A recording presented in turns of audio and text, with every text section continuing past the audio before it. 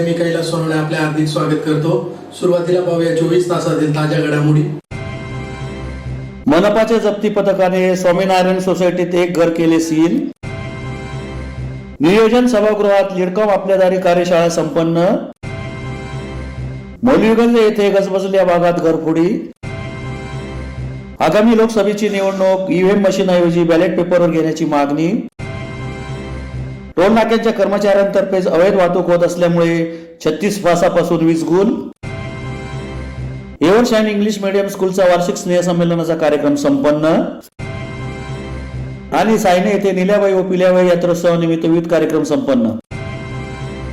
आता बातमीपत्र विस्ताराने। धुळे महानगरपालिकेमार्फत मालमत्ता कर थकबाकीसाठी कारवाईची मोहीम हाती घेण्यात आली आहे। त्या अंतर्गत मनपाच्या जप्ती पथकाने गुरुवारी स्वामीनारायण सोसायटीत एकाचे घर सील करीत नळ कनेक्शन ही बंद केले। धुळे महानगरपालिकेतर्फे थकबाकी वसुलीसाठी कारवाईची मोहीम सुरू करण्यात आली आहे। मनपाच्या जप्ती पथकाने गुरुवारी स्वामीनारायण सोसायटीतील एकाचे घर सील करीत नळ कनेक्शन ही बंद केले आहे। महानगरपालिकेचे आयुक्त तथा प्रशासक अमिता दगडे पाटील व अतिरिक्त आयुक्त करुणा डाहाळे यांच्या मार्गदर्शनाखाली मनपाच्या जप्ती पथकाकडून मालमत्ता कर वसुलीला वेग देण्यात आला आहे। गेल्या 2 दिवसात 5 पेक्षा जास्त थकबाकीदारांची दुकाने सील करण्यात आली, तर गुरुवारी स्वामीनारायण सोसायटीतील युवराज पितांबर चौधरी यांच्या घराला सील लावण्यात आले। तसेच नळ कनेक्शन बंद करण्यात आले। त्यांच्याकडे 1,11,083 रुपये थकबाकी असून त्यांना थकबाकी भरण्याबाबत वारंवार नोटिसा बजावण्यात आल्या, मात्र त्यास प्रतिसाद दिला नाही। त्यामुळे अखेर गुरुवारी कठोर कारवाई करण्यात आली। सदरची कारवाई वसुली अधीक्षक शिरीष जाधव, निरीक्षक मधुकर वडनेरे, अनिल सुडके, राजेंद्र गवळी, रवींद्र देवकर, जगदीश पांडे, संजय संदाने, अशोक मंगेडकर, याकूब पठाण, हेमंत खैरनार, किशोर वाघ, किशोर बागुल, यतीन तेलंग, सचिन पवार आदींनी केली। धुळे शहरातील बऱ्याच मालमत्ता धारकांकडे मोठ्या प्रमाणात थकबाकी असल्याने धुळे मनपा आयुक्त महाशय अमिता दगडे पाटील यांच्या आदेशाने व अतिरिक्त आयुक्त करुणा डहाळे मॅडम यांच्या नियंत्रणाखाली जप्ती पथके नेमण्यात आली असून आज दिनांक 15/2/2024 रोजी आदिनाथ पार्क बडगुजर प्लॉट जवळ प्रकाश गंगाधर सोनगिरे पेठ 7 यांच्याकडे 70,740 रुपये थकबाकी असल्याने व वारंवार नोटिसा देऊनही मालमत्ता कर व पाणीपट्टी कर न भरल्याने सदरचे घर सील करण्यात आलेले आहे। तसेच स्वामीनारायण सोसायटी येथील युवराज पितांबर चौधरी यांच्याकडे 1,11,983 रुपये थकबाकी असल्याने त्यांचे नळ कनेक्शन व घराला सील लावण्यात आलेले आहे। तरी धुळे शहरातील तमाम मालमत्ता धारकांना कळवण्यात येते की ज्या मालमत्ता धारकांकडे थकबाकी असेल त्यांनी त्वरित मनपा कार्यालयात येऊन मालमत्ता कर व पाणीपट्टी कराचा भरणा करावा व जप्तीची कठोर कारवाई टाळावी ही विनंती। सदरील कारवाई वसुली अधीक्षक शिरीष जाधव, निरीक्षक मधुकर वडनेरे, निरीक्षक अनिल सुडके, हेमंत खैरनार, सैंदाने, तेलंग,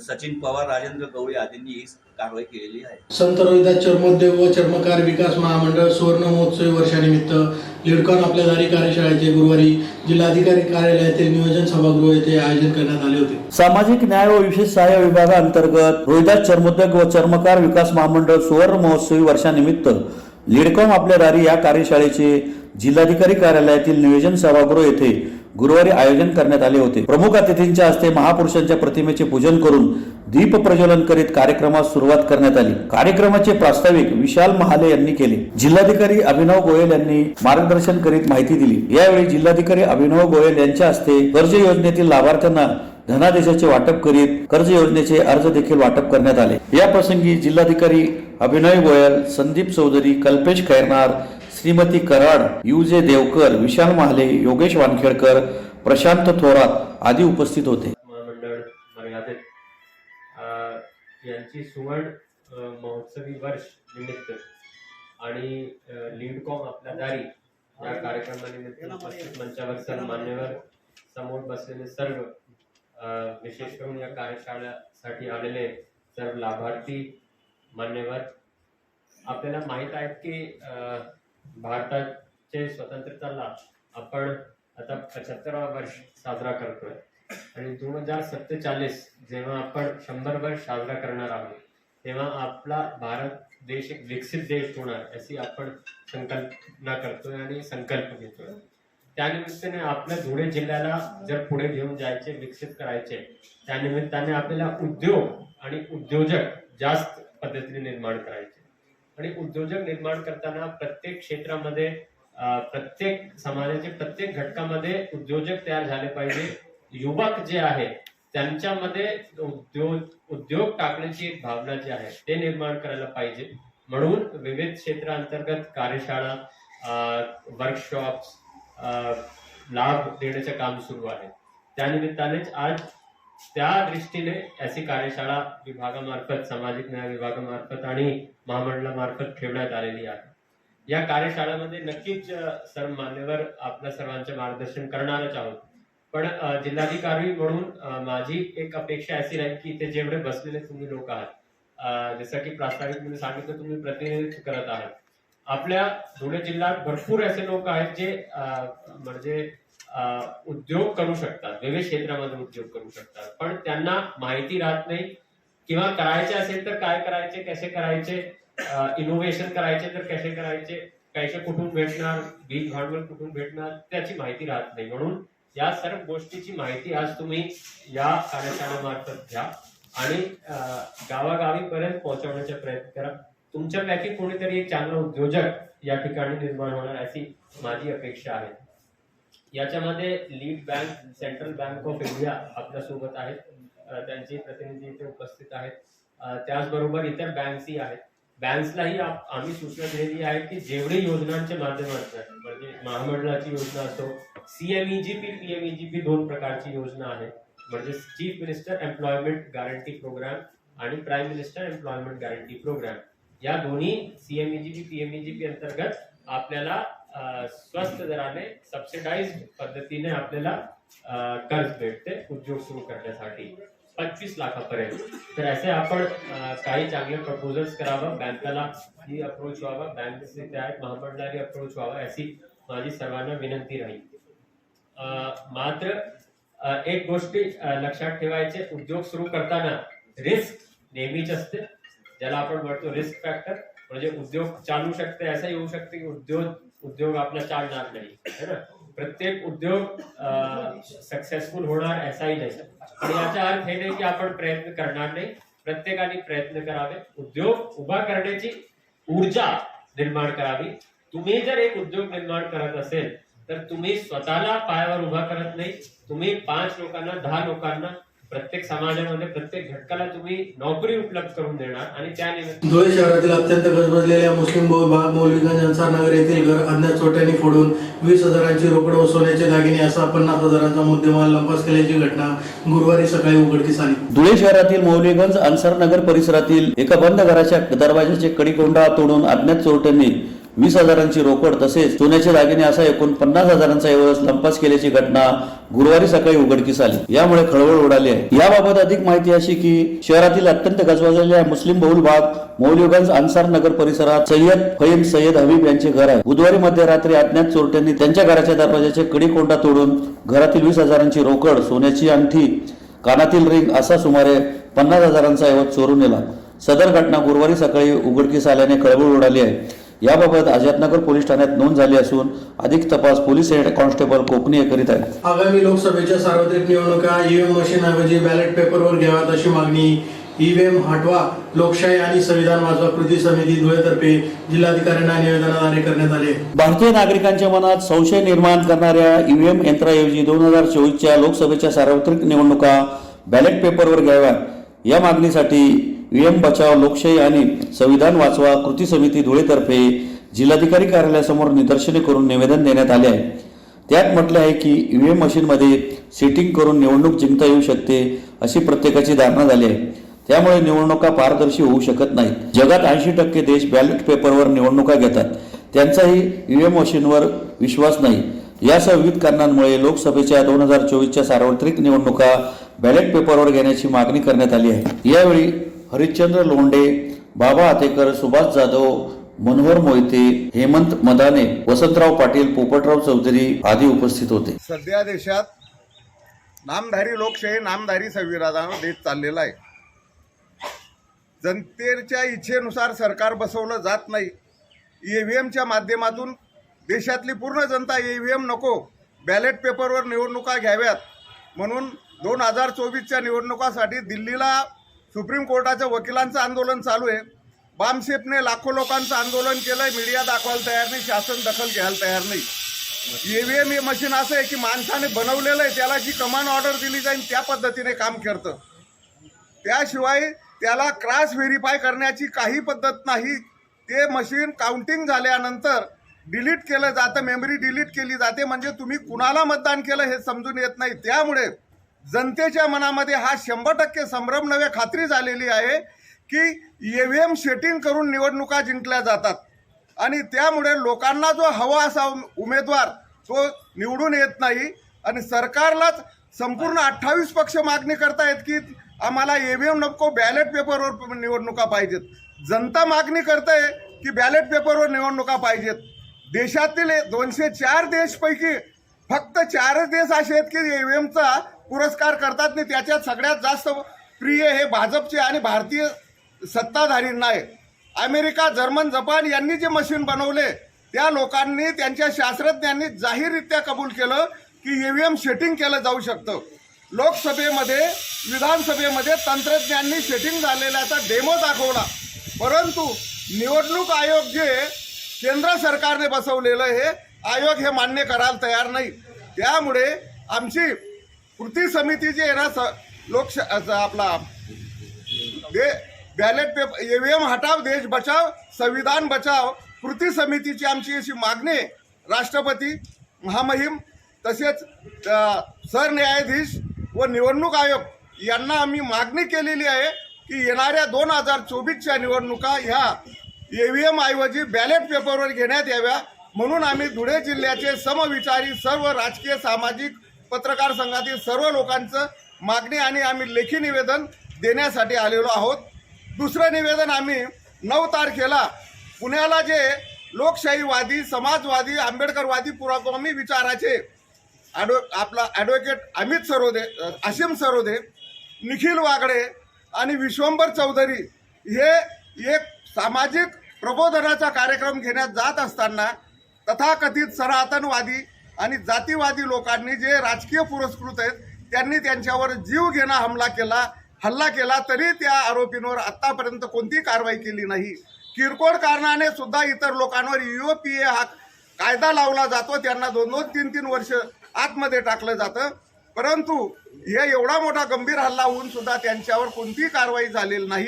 म्हणून त्या संदर्भात त्या हल्लेखोरांवर प्रखर कारवाई करावी म्हणून ते सुद्धा आम्ही निवेदन मुख्यमंत्री आणि गृहमंत्र्यांना देण्यासाठी उपस्थित आहोत. धुळे शहराजवळील लळिंग येथील टोल नाका चालवणाऱ्या कंपनीकडून अवैध वाहतूक रोखण्यासाठी तैनात करण्यात आलेल्या कर्मचाऱ्यांकडून पैसे घेऊन वाहने सोडण्यात येत असल्याने वीज वितरण कंपनीचे खांब कोसळल्यामुळे वीज पुरवठा खंडित आहे.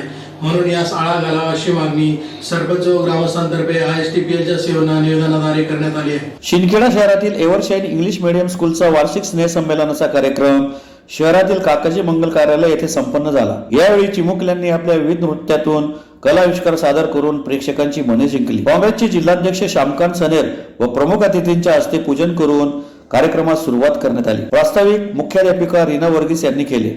अध्यक्ष रमेश सिंग गिरासे यांनी शाळेचा वार्षिक अहवाल सादर केला. मान्यवरांच्या मार्गदर्शनानंतर चिमुकल्यांनी विविध नृत्य सादर करून प्रेक्षकांची मने जिंकली. यावेळी श्यामकांत सनेर, प्राध्यापक सुरेश देसले, माजी नगरपंचायत नगराध्यक्ष दीपक देसले, माजी विरोधी पक्षनेते सुनील चौधरी, शिवसेना जिल्हा प्रमुख अहमद सावंके, माजी उपनगराध्यक्ष उल्हास देशमुख, भिला पाटील, भाजप किसान मोर्चाचे ॲडव्होकेट संभाजीराव पगारे, जिल्हा परिषद सदस्य धीरज आयरे, आदिवासी काँग्रेस सेल जिल्हाध्यक्ष दीपक आयरे, संभाजी आयराव, सर्जेराव पाटील, सरपंच गिरीश देसले, ॲडव्होकेट निलेश देसले, अनंत पवार, एकलाख पठाण, एव्हरशाईन इंग्लिश स्कूलचे चेअरमन शाजी वर्गीस, मुख्याध्यापिका रीना शाजी, टी अध्यक्ष रमेश सिंग गिरासे आदी उपस्थित होते. कार्यक्रमाचे सूत्रसंचालन शिक्षिका मीना पाटील, शारोन शाजी, वाईद अन्सारी आदींनी केले. कार्यक्रम यशस्वीतेसाठी मीना पाटील, संध्या बांबरे, रजनी कृष्णकुमार, टीना वाधवा, ज्योतिबाई सने, स्वाती सुतार, अश्वती कृष्णकुमार, ऐश्वर्या कृष्णकुमार, आदित्य राजेश, शाईन शाजी, माया देसले, मनीषा बांबरे, गीता विस्पुते, शरद ठाकूर, आशिष पिंजारी आदींनी विशेष परिश्रम घेतले.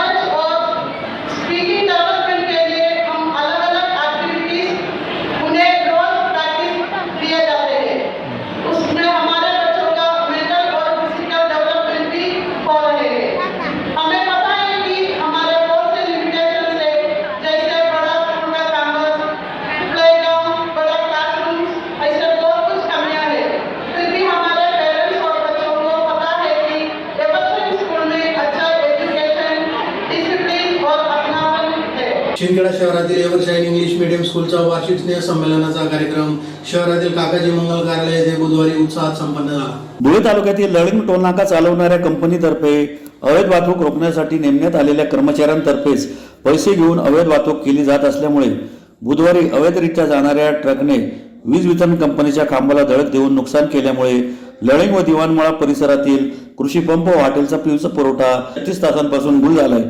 त्यामुळे ग्रामस्थांना मोठा त्रास सहन करावा लागत आहे. म्हणून सदरची अवैध वाहतूक बंद करावी अशी मागणी सरपंच व ग्रामस्थांतर्फे ISTPLचे CEO यांना निवेदनाद्वारे करण्यात आली आहे. निवेदनात म्हटले आहे की लळिंग दिवाणमळा शिवारातून गेल्या अनेक दिवसापासून आपल्याच नेमलेल्या पथकामार्फत टोल नाका चुकून असंख्य वाहनांची अवैध वाहतूक राजरोसपणे सुरू आहे. सदर अवैध वाहतुकीमुळे लळिंग तसेच दिवाणमळा गावाला तसेच परिसरातील शेतकऱ्यांच्या वीज पंपांना वीज पुरवठा करणारी वीज वाहिनीचा खांब तुटून पडल्याने वीज पुरवठा पूर्णपणे बंद झाला आहे. याबाबत शेतकऱ्यांनी तोंडी स्वरूपाची तक्रार ग्रामपंचायत प्रशासनाला दिली असून यासह ग्रामपंचायत प्रशासनाचा पाणी पुरवठा करणाऱ्या विहिरीवरील वीज पुरवठा देखील खंडित झाला आहे. त्यामुळे पाणी पुरवठ्यापासून ग्रामस्थांना वंचित राहावे लागत असून सर्वात मोठा फटका शेतकऱ्यांना देखील बसला आहे. सदरचे सर्व नुकसान हे केवळ आपल्या नेमणूक करण्यात आलेल्या अवैध वाहतूक नियंत्रण पथकामुळेच घडून आलेले असून याची सर्वस्वी जबाबदारी ही आपलीच आहे. वाहन क्रमांक RJ14 GQ 7626 या वाहनाने दिनांक 14/2/2024 रोजी सदर ठिकाणी असलेल्या विजेच्या तारा ओढून खांब तोडला आहे. तरी आपण सदरचा खंडित झालेला वीज पुरवठा पूर्ववत सुरू करावा, अन्यथा ग्रामपंचायत प्रशासनाकडून कारवाई प्रस्तावित केली जाईल व सदरची अवैध वाहतूक बंद करावी अशी मागणी करण्यात आली आहे. यावेळी माजी जिल्हा परिषद सदस्य संभाजी गवळी, ग्रामविकास अधिकारी राहुल देवरे, पोलीस पाटील सुनील सिंह परदेशी, बापू साने, दीपक परदेशी, शिवाजी बागुल, किसन शहापूरकर, विजय पाटोळे, पांडुरंग गेनाप्पा आदी उपस्थित होते. गावाचा ग्रामस्थ आपल्या धुळे लळिंग हद्दीतील टोल नाक्यावर अवैध वाहतूक होऊ नये म्हणून यासाठी नेमलेले पथक आणि त्या पथकमार्फत चाललेली अवैध वाहतूक, या अवैध वाहतुकीमार्फत झालेले नुकसान आज लळिंग दिवाणमळा या गावामधून ही अवैध वाहतूक गेल्या बऱ्याच दिवसापासून चालू आहे आणि या वाहतुकीचा फटका आज इलेक्ट्रिक पोल, इलेक्ट्रिक डिप्पी याला लागला असून एक मोठा अपघात होताना वाचला. त्या इलेक्ट्रिक पोलला राजस्थानची एक गाडीने धडक दिल्यामुळे तो पोल डॅमेज झाला व त्या पोलाच्या माध्यमातून मागील 5 ते 6 पोल डॅमेज झाले. डिप्पीला सुद्धा मोठ्या प्रमाणात हे नुकसान झालं आणि त्या गावाचे संपूर्ण लाईट बंद झाली. आज पिण्याच्या भीषण पाणी टंचाई असताना सुद्धा आणि या गावाचा प्रमुख व्यवसाय गुरढोरांचा असल्यामुळे त्यांना मुबलक प्रमाणात पाणी लागतं आणि आज या झालेल्या घटनेमुळे ते गाव गेल्या 24 तासापासून पाण्यापासून वंचित आहे. सदरील या बाबतीत तक्रार आम्ही टोल नाक्याचे जे CEO साहेब आहेत यांना देखील दिलेली आहे. CEO साहेबांच्या कानावर टाकण्यात आलेले आहे आणि वेळोवेळी तोंडीसुद्धा भरपूर वेळा सूचना दिलेल्या आहे. या अवैध वाहतुकीमुळे पुढे जो प्रकार घडेल त्याला सर्वस्व जबाबदार कोण अशी सुद्धा विचारणा आम्ही यापुढे करणार आहे आणि यामुळे याचा बंदोबस्त व्हावा यासाठी आम्ही CEO साहेबांना भेटलेलो आहे, विनंती केलेली आहे, निवेदन दिलेले आहे. या निवेदन देताना या गावाचे संभाजप्पा संपूर्ण गाव मिळून आम्ही हे निवेदन दिलेले आहे. सदर निवेदनाचा विचार व्हावा. धुळे तालुक्यातील सायने येथील निलाई व पिलाई यात्रोत्सवानिमित्त बुधवारी विविध कार्यक्रमांचे आयोजन करण्यात आले होते. धुळे तालुक्यातील सायने येथील निलामाई व पिलाई यात्रोत्सवानिमित्त बुधवारी विविध कार्यक्रमांचे आयोजन करण्यात आले होते. बुधवारी सकाळी देवीची विधिवत पूजा करून गावातून तगतरावाची मिरवणूक काढण्यात आली. यावेळी लोकनाट्य तमाशाचेही आयोजन करण्यात आले होते. यात्रोत्सवानिमित्त गावात विविध खेळण्यांची, संसारोपयोगी वस्तूंची दुकाने थाटण्यात आली होती. देवीच्या दर्शनासाठी भाविकांनी गर्दी केली होती. यात्रोत्सवासाठी सरपंच योगेश पाटील, अधिकार पाटील, भालचंद्र पाटील, मनोज सिरसाड, राहुल पाटील, दीपक पाटील, योगेश पाटील तसेच ग्रामस्थांचे मोठे सहकार्य लाभले. 14/2/2024 रोजी आज आमच्या सायने गावात भिलाई पिपाई यात्रा उत्सव आयोजित केलेला आहे.